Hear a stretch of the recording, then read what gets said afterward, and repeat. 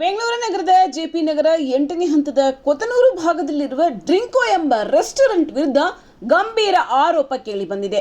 ಆ ಆರೋಪ ಏನೆಂದರೆ, ಮದ್ಯ ಮಾರಾಟಕ್ಕೆ ಅಗತ್ಯವಿರುವ ಲೈಸೆನ್ಸ್ ಇಲ್ಲದಿದ್ದರೂ ಇಲ್ಲಿ ಅಕ್ರಮವಾಗಿ ಮದ್ಯ ಮಾರಾಟ ನಡೆಯುತ್ತಿದೆ ಎಂಬುದು.